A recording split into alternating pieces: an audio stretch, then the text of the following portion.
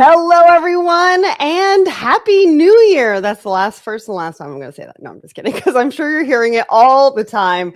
Anyways, welcome to Thoughts and Coffee. My name is Sarah Barnes-Humphrey. I'm the founder and host of Let's Talk Supply Chain, the Blended Podcast, and the founder of the Blended Pledge. And I'm super excited to be here with you today. We've got a great show. My trade bestie, Audrey Ross, she's going to spill all the tea about the market and what's happening in the industry, what you need to know in 2026. Plus, we're going to be talking about the wine industry and tariffs. We're also going to be talking about space logistics because it's one of her favorite topics. Plus, things are shaken up over in space. And I think we need to know as logistics professionals where the next frontier of the industry is going to be. But first, let's give a shout out to our show sponsor. That's the Secret Society of Supply Chain. If you have not signed up, it is a free membership group for you. Head over to secretsocietyofsupplychain.com. We are curating a really cool community of supply chain professionals and lots of things to come in 2026. But you cannot participate unless you're a member. We're also going to have some guest opportunities and things like that. So head over to Secret Society of Supply Chain to sign up. Now we've got some new members that I want to give a shout out to. We've got James Eldridge. We've got Kosiachu, and I'm sorry because I probably didn't say that right. Kate Matz, Alex Stone, and Tracy Hamilton. Welcome to the community. All right, let's get started because we've got a lot to talk about. We've been on hiatus for the last 2 weeks. I've been able to take some much needed rest and vacation. I hope you all did as well and had a great holiday. But first, we've got a couple of brand new episodes for you, and all of them are women in supply chain. We ended the year with a bang because we spotlighted all of these women in supply chain who are amazing. They've got some great stories, so go and check them out. It's episode 510 with Kendra Tanner. We've also got episode 511 with Jenny Malafarina. And then we've got episode 513 with Megan Rudolph. All really great stories, really great journeys, lots of great advice. Go and check that out. And you can check it out wherever you listen or watch the show, even on YouTube.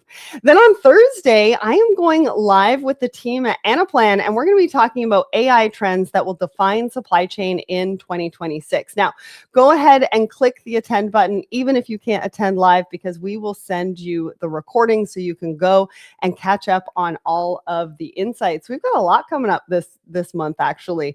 We've got a LinkedIn Live on January 14th at 1 p.m. Eastern with Blue Yonder. Now, this is more of a case study, and we're talking about compliance to competitive edge and the case for sustainable supply chains. I know they've kind of fallen off a little bit in 2025. We want to bring them back onto the radar for 2026. So again, click the attend button. Even if you can't attend live, we'll send you the recording. Then on January 21st, we are going live with the team at OneRail, and we're going to be talking about turning security standards into competitive advantage. Now, I talked about this a lot at the end of 2025, that you really need to get your security in check for 2026 because there's a lot going on. There's a lot of things that we need to make sure that we have secure, including data. And we're going to talk about that a little bit later on in the show. So go ahead, click the attend button and join us live for that as well. Next, in person, we are going to be at Manifest. Now, Manifest is going to be super exciting for the Let's Talk Supply Chain team. I'm going to be on stage about 4 times. We're also going to be recording podcasts on site with a lot of brands who are going to be exhibiting there as well. It's a great place to be. So go and register, go get your ticket. Hopefully we can see you there. If you're a woman in supply chain, we're also hosting a woman in supply chain dinner on the Monday night. So send me a DM and we will send you the registration link for that as well.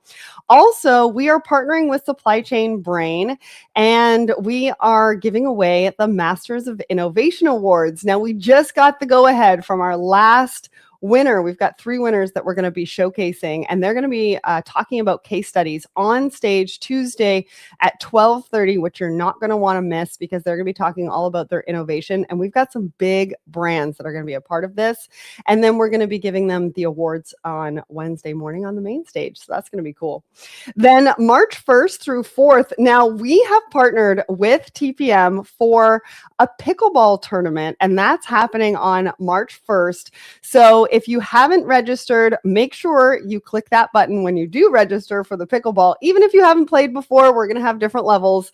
And then also, if you've already registered for TPM, go ahead and go back and register for the pickleball because I can't wait to see you there. Plus, I'm going to be hosting TPM today as well, live from TPM, and I'm going to get to interview all of the faces of the industry at that conference. And this is really a great one. Journal of Commerce does a great job with all of the content. So make sure that you grab your registration right now, and we'll see you in Long Beach. All right, just before I bring up Audrey, I want to let everybody know we have started a Let's Talk Supply Chain Europe page. We've also started a Let's Talk Supply Chain Asia page as well. Now, it used to be formerly Asia Pac. We are going to be bringing you news from those regions, and we've got some exciting new announcements from those regions coming up in 2026. All right, that was a lot. And now it's time to bring up Audrey to the stage. Good morning, Audrey. How you doing? Good morning, good afternoon, good evening to everyone who's tuning in. That's true. I'm doing great. That's a lot, Sarah. You got a lot going on. Well, this is what happens when I decide to take vacation for 2 weeks Exactly. and I don't do Thoughts and Coffee for 2 weeks. All of the episodes kind of accumulate, and then we've got to let everybody know about them. And also, we have some amazing topics, like with the LinkedIn Lives and things like that.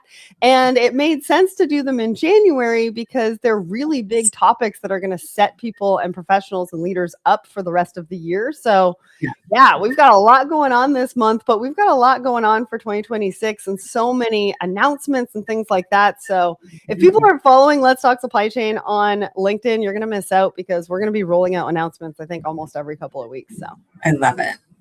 Great start to the new year. Right? Yes, I'm sitting here in very gray, not necessarily inspiring Toronto. I heard it was what, like minus 23 or something? Maybe last week. This week it's warmed up. It'll actually be quite warm this week and like rainy. So you get they do these little triangles with the cloud, which I don't know if other places have that. But it's like ice rain. Oh, so we'll see how that goes. That's fun. Okay, just not be cold careful. Enough for snow, not warm enough for rain. Ice rain. And you talked about starting off this year, right? I don't know if anybody saw my LinkedIn post from yesterday, but I went out to an appointment in my slippers. I was driving and I looked down and I was like, really? I think it was Sophia. She was like, at least you didn't go out barefoot. And I was like, well, maybe that's next. Who knows? Yes, that could be Wednesday. Oh, that's so funny. Tell everybody what you do. Yeah, that's the only thing we missed out. I'm celebrating 20 years in like this trade compliance, logistics, ocean shipping career. Today I'm representing an organization of Women in Trade Toronto chapter, or Women in Trade International, which is OIT, which is such a great group. And so we're getting ready for our AGM and also kicking off our year and, hoping to find some volunteers and put on some programming for our members who are, being challenged with everything that's been happening in the last little while in trade and in trade policy. So happy to join in today. Awesome. Well, I also changed my desk around, and so I've got the second screen over here. But I've never used 2 screens in conjunction, so I have to like move my mouse. Anyways, this is gonna be it's a little. This is gonna be fun. We're gonna figure this out as we go along. So, I think what we want to do is we want to go to the poll next. I got to get back into this. I need to know, where it's we're poll and then articles and then no market update. You forgot the market update. All right, let's get to the poll first. Let's do the poll. So we ask everybody a question every single Wednesday morning across the Let's Talk Supply Chain LinkedIn. And this question, if you could fix one thing in 2026, what would it be? So we had over 100 votes on this one. People really like this one. 52% of you said stop reacting and start winning. And then we had a tie at 24% that said chaos down, sanity up. And fewer fires, better sleep. So there's a bit of a running trend on this one, I think. Which one did you pick and what do you think? Yeah, I think it was the fewer fires, better sleep. I know who talked about my sleep schedule, and it's a hot mess. So definitely trying to bring some discipline into the new year. I think too. I think all of us know that there's, like you can get caught up. The fires, the firefighting, the reacting. It's exciting. It's kind of Yes. exciting. It feels very vibrant. But like my 2026, it's like boring. Like make supply chain boring. Make trade boring. And obviously we can't control the external circumstances, but I know that we're all sitting with a little list of like these small, unsexy, unglamorous things that we could fix, that are fixable, that are like little, like if it's not data governance, if it's not a kind of process adjustment, if it's not like a little refresh training, like there's things like that one, you can control, and two, yeah, they're not exciting, but they fix things and they kind of bring in that sense of routine and control that I think felt very chaotic and stressful last year. Well, I hate to break it to you because the last article that we're going to be talking about, I think, is going to make trade compliance a little bit more exciting and chaotic as well. Well, you want some excitement. We're going to get there. A little bit of excitement. You want exceptions. We are going to get Friday night. So now I want to do the market update. Like we have been on hiatus for the last 2 weeks. People have been, working here and there, but there's been lots going on. So set the tone for us right now. Where are we at right now? What are the things that we need to pay attention to? I think we'll start in Europe. I think there's been some consistency to the ceasefire in the Israeli-Gaza situation, which has led to the kind of Houthis group in Yemen, who've been kind of blocking that route, which is the Suez Canal or Red Sea route from Asia into Europe. I think there's been some stability there, and it's been such it's been a challenge for businesses to add in that extra 15 days for vessels to go around the continent of Africa that people are very eager. Would really eager is the word. Yeah, would like to see us back through the Suez Canal. And so I think that'll be a hot topic for that European trade as well, because if that does situation change and the vessel carriers start moving through that route, the commercial goods, then there'll be a huge impact in backlog and port disruption period, which I think Lars Jensen estimated like could be 8 weeks, 10 weeks of disruption. So, that's significant enough. But then once things get back into the routine of it, then you're back to your, kind of 5 to 6 week shipping time, as opposed to your 8 to 10 weeks, which you have. Like right now from Korea, it's like 10 weeks. It's killing me. Wow. So that is like on the, everybody's kind of got their eye on that one. I think in other areas, there's been, I think we're going to mark about a year of that Gemini alliance. And they had kind of changed their whole routing module to this hub and spoke concept. So we'll have about a year's worth of kind of data and feedback to look at by the time we all get to TPM in March. And then everything else, like I don't think there's any major labor port issues kind of on the horizon in terms of what are contracts and contract expiries. So that, at least we can kind of put to the side until next year, the year after. And then otherwise it's the kind of trade policy, geopolitics shifts that we've been seeing very, very aggressively through 2025, and that's expected to continue. And so then it's how do we cope with what we don't know? Didn't we talk about some sort of refund or something around the tariffs? Did that ever? Sure, yes. Okay. So tariffs. So in the U.S., the Supreme Court is still hearing or putting together their judgment on that appeal, which are the IEEPA or EPA mechanism that was used to deploy tariffs. Is that illegal? And if it is, then there is a very large potential for refunds.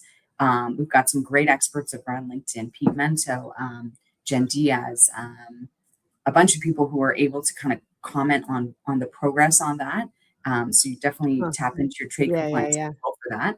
And then if those refunds come through, what the process is, what you have to do as an importer who had been paying those tariffs. How long, every single shipment detail, where it came from.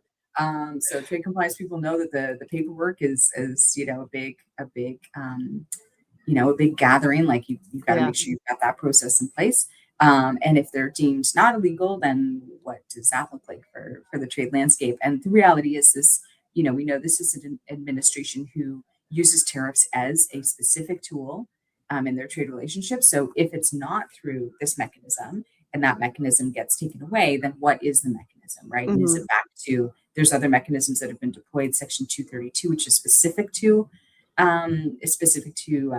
products and types of products. And then there's Section 301, which is another kind of avenue. So it's not that maybe tariffs are going away, but tariffs deployed as they were using this mechanism could be subject to refunds. And well, and to put that into perspective, this morning on Good Morning America, I think it said that there was $600 billion that was brought in through revenue. So when we talk about this, taking a while, there's having to be a process. I mean, there's a lot of money on the line. And so obviously we have to work through that and figure that out once the decision is made. But I think everybody is just in a waiting pattern right now. It's in the collecting your documents, understanding exactly from your ACE portal have all your documents. What went through, what might be applicable, put those document packages together, consult with the trade compliance lawyer to see if you're going to do a suit, and just really start to brush up on the process and pay attention to kind of what's happening. It's expected, in the next couple of weeks, like by the end of January, beginning of February is kind of what has been tossed around. So it's going to come in hot. It's going to be a lot of work. All right. Brace yourself, people. All right. We're going to get to our first article that I want to touch on very, very quickly. There's a little bit to talk about here. This company, I came across this company and I'm not entirely sure how I found them.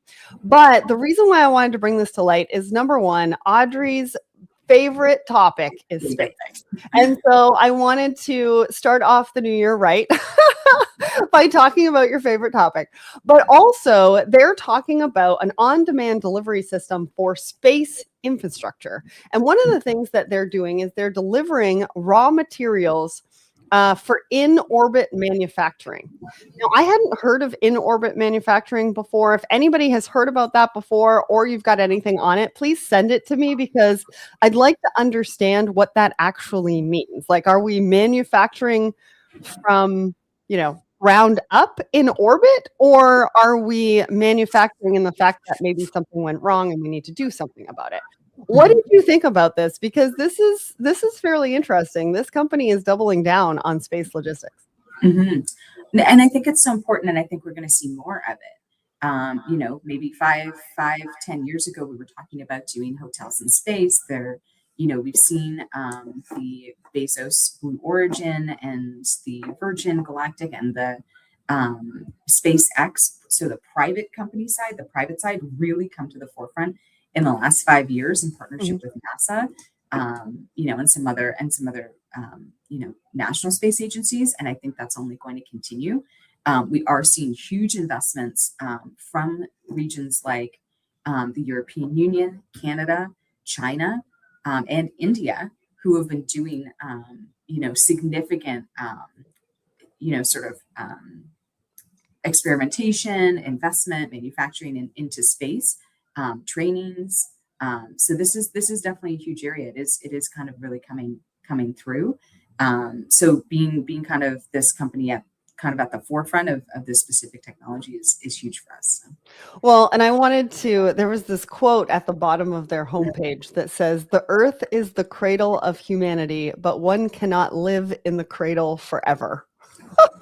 Very good. I was like, that is very ominous, but I think it sort of puts it into perspective as to the fact that this is coming. This is not pie in the sky anymore. This is what's happening.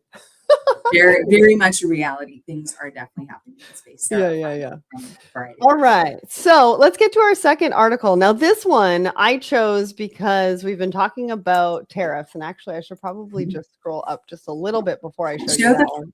Show the vine. I want to know who that is. That looks like who does that look like? Anyways, I'm going to get myself in trouble. I wanted to bring this particular article to light. Now, everybody knows that I like the hustle. And they talk about supply chain in various different ways, in different ways of thinking about it and talking about it. Now, this one in particular is about the war over wine, but it's not what you think, I don't think. It has to do with the tariffs. And as I was reading through this, in March 2025, 6 Canadian provinces banned the import and sale of American beer, wine, and spirits. Mm-hmm. And Canada, for California wines especially, is the largest foreign buyer. I think it was at 35%, which in 2024 was $460 million. Now, I'm going to go back to that picture that I had originally started on because I want you to see the impact that the tariffs have made to the wine industry as it is right now. People are still hopeful, but I don't know. It's going to take a while to bring that back up, or it's really going to look a lot different within the next couple of years. What did you think of this article? One, I think it's great because it really gives the numbers clearly and it has a great graphic with the vines. Two, I think it really gives you the stark impact of some of these, and taking it out of U.S. and Canada relationship context, geopolitics, these decisions that countries make about the trade they're having with other countries. Right? Because you have relationships between two countries, bilats. You have relationships between multiple groups of countries like ASEAN or European Union or NAFTA, USMCA. And it just gives you such a stark example sometimes of there's decisions being made that, a government has been brought in to make these decisions that they want to change a certain avenue of their economy or a certain way that they want to change it. But there are companies or sectors that get significantly impacted, and in this case, negatively impacted by those changes. So even though a country might decide that, for economic sake, we're trying to make this positive forward motion, right? And that's what people have agreed that they want their country to do. The reality is there can be significant sectors and areas of business that get really hit hard by these transformational changes. And I think the wine industry is in particular in the US and alcohol sales in this specific relationship are the sector that is being hit the hardest. Yeah. It is a shock. And it's also shocking to realize how much Canadians drink. There's not even 40 million of us and we're clearing 40% of the US's wine globally. Like to party up here, I guess. Well, we definitely, Canadians definitely like their wine. Now, Before I keep going on this particular article, I want to give a shout out over to Martin on our Let's Talk Supply Chain Instagram from Singapore. Thanks so much for joining us. And then we've got Mike from Copenhagen and we've got Richard from South Florida. Now, I forgot at the top of the show, this is how I've been in vacation mode to say, if you're watching, I want to know where you're tuning in from. So make sure to put that in the comments. And if you like the conversation, give us some fire emojis. We love our fire emojis here at Let's Talk Supply Chain. All right. So the rest of this article, and I highly recommend that you go and check it out because they do talk about how Americans are actually drinking less. So you're talking about Canadians, but they're talking about Americans are drinking less. By the end of 2025, 4 out of the 6 provinces still have the ban. And so what is happening right now are Canadians are turning to Ontario wine. And so they're unsure what the future of the industry and the trade between the two countries around wine is going to look like in the future. One of the parties that were quoted in here talked about how because of the shift, such a big shift, there's a lot of waste because they're growing a lot of grapes. And I think they were saying that 400,000 tons were left abandoned because they don't have the demand anymore. And so not only are we, and so the reason why I say that is because I want us to really understand the impact. The full consequences. the Yeah. full consequences, and it impacts different industries very differently. And of course, you can shift, you can change, but that also doesn't happen overnight. And so the waste is in the abandoning acres. They're abandoning acres of vineyards. Mhm. But what they're looking at right now is new ways of approaching inventory. Now, they don't Mhm. necessarily know what that looks like right now because these vineyards, these grapes, that's their inventory to be able to make that wine, to be able to produce it, to meet the demand. But now they're thinking about, okay, what are the new ways of approaching industry or inventory? Do we need the land? Can we grow the grapes differently? Can we grow them maybe Or vertically? Potentially, right? I don't know. So the wine industry moving forward is going to look very, very different. And it's because of the tariffs and what they have been put through to get to that point. And so it's not all doom and gloom in the fact that obviously the industry has had a big hit, but at the same time, they're also optimistic that sometimes these things need to happen so that we can see change and innovation as well. Mhm. So I'm glad that they're, thinking hopeful, but it'll be interesting to see what that industry looks like in the future. Mhm. And it All right. gives you that white space, right? Like it's forced, and I think I said this on the show last year, like I'm in a position where externally I've been forced into, improving my processes or Right. actually documenting that SOP because okay, now we're in a position where I've sort of been externally forced. And it's not fun, but it can be necessary. So Yeah, absolutely. All right, let's get to our last article because we've only got a couple of minutes and this one is gosh. fascinating. Yes. So this company called KYG has created this AI assistant. It's an AI trade compliance assistant. And I don't know if any of you know this, but to become a customs broker, you have to have a license, or to be a customs broker, you have to have a license. So you have to go through this exam. It's the same, I think, across the countries. I don't know if the exam is the same, but here in the US, it's called the CBLE. And they ran the test through their AI trade compliance assistant. Now, this exam takes 4.5 hours, and they did it in 5 minutes with a 93% success rate. Wild, right? And without compromising, like they're talking about how they're not compromising sensitive data, and they're not using data from their clients or something like that to Yeah. train it. I mean, they've got to have data somewhere to train it to be Probably able CBP, to. like public data from CBP. Yeah, yeah. So what did you think about this? I mean, you're in trade compliance. You're doing a lot of this stuff kind of manually, right? So does this scare you? Does it excite you? Like, what does this mean for the industry? I mean, shout out to Leslie Levy, August, and KYG because this is a fascinating, like with everything else that was going on to kind of take the time and kind of build out this AI assistant. That's really innovative and really a great next step. I mean, I think I think a lot of us can agree if you're doing customs, there are a lot of things that are very manual and Mm, they are very repetitive. And so what can end up being kind of, not to say that, 2026 is going to be boring, but that can be a bit boring for people. And so they want the analytics, right? Where you want to be able to spend time on classifying your product or developing new products.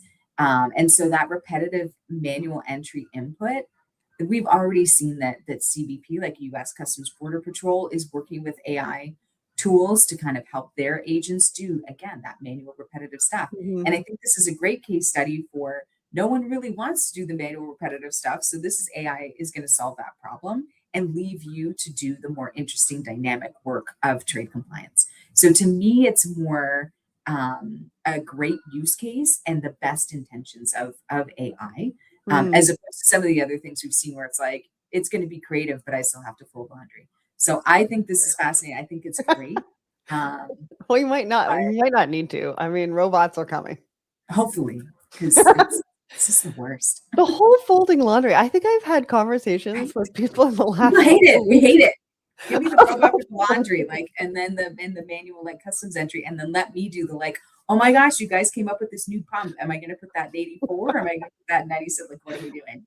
Give me the fun well, stuff. Well, it'll be interesting because that exam, they may have to change it. We're not sure. The future of customs brokers license exams. I don't know where we're going. Stay tuned. We'll let you know once we find out. Anyways, want to say thank you to everybody for tuning in today. Audrey, thanks so much for joining us. I know you got to hop off, and we'll see you all